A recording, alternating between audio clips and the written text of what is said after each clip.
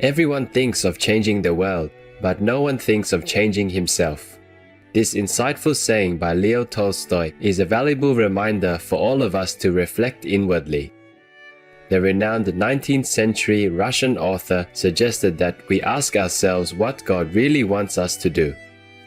As Leo Tolstoy said, "In the name of God, stop a moment, cease your work, look around you."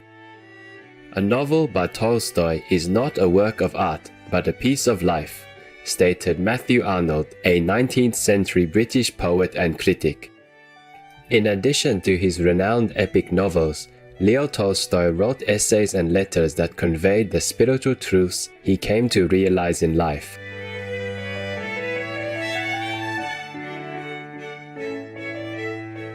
Along with adopting and promoting the vegetarian diet, he became deeply interested in spirituality and living by the ethical teachings of Christ.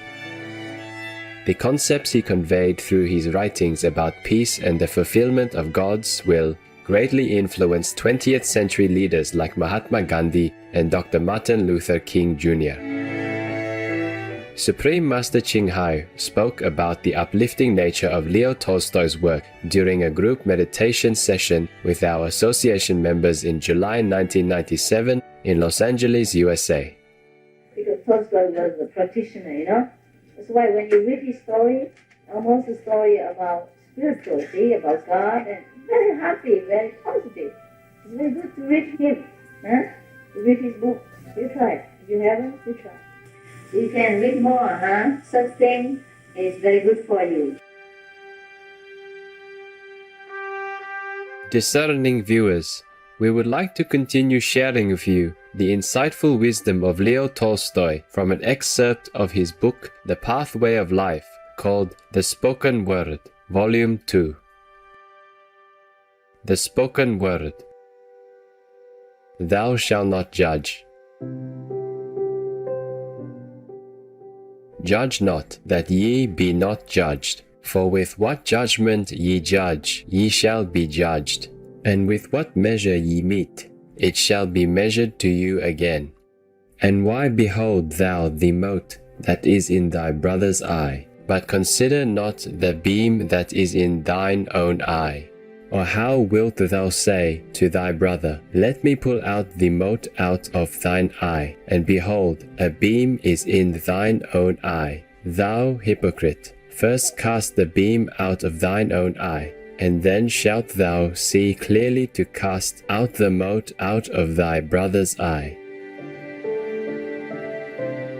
Almost invariably, if we search within, we find the same sin that we condemn in others. And if we do not know in ourselves the very sin which we condemn in others, with a little search we shall find a worse sin. The moment you begin to judge a man, bear in mind not to say anything evil, even if you know this evil thing for a certainty, but particularly if you are not certain of it and merely repeat the words of another.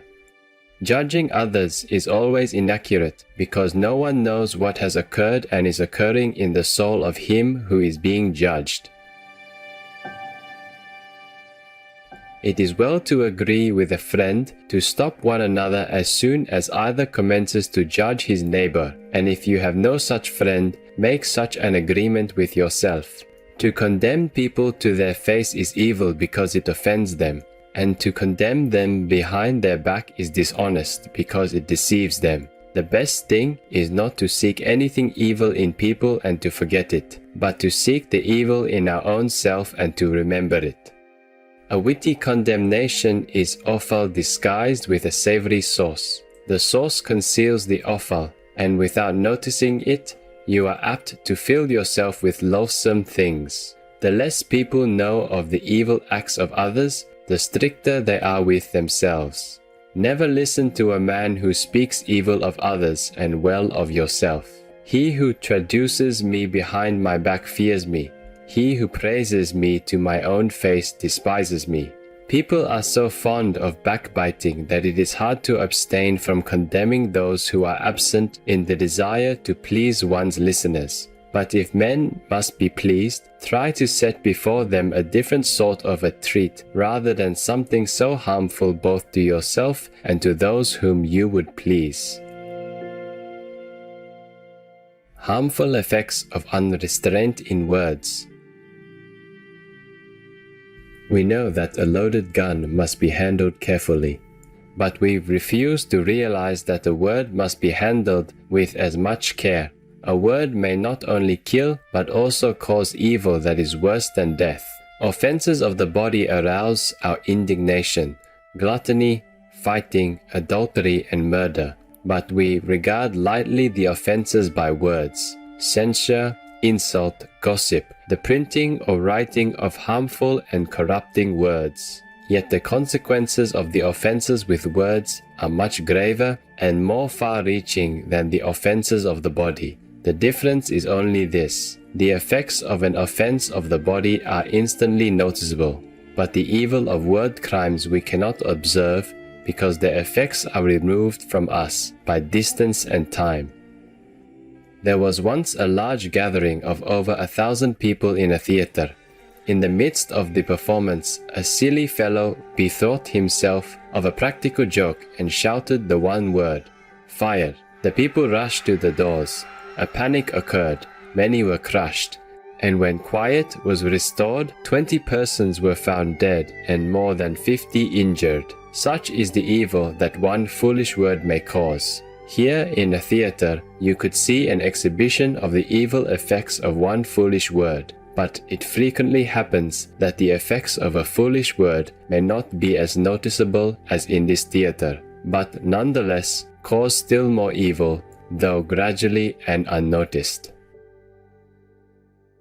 Nothing so encourages idleness as small talk. If people only observed silence without resorting to the idle trifles with which they seek to banish the tediousness of idleness, they would find idleness intolerable and go to work. To speak evil of others harms three people in one: him of whom evil is spoken, him to whom evil is spoken, but most of all, him who speaks evil of others. Judging people behind their back is harmful, especially for the reason that the criticism of the defects of a man, which related to him face to face might be useful to him, is hidden from him to whom it might do good, and is communicated to those to whom it can only do harm by arousing a feeling of ill will towards him who is judged. You will seldom regret to have kept silence, but how often do you not regret to have spoken, and how much oftener would you regret if you but knew all the consequences of your words? The more anxious you are to speak, the greater the risk that you will say something evil. Great is the strength of the man who preserves silence, though he be right.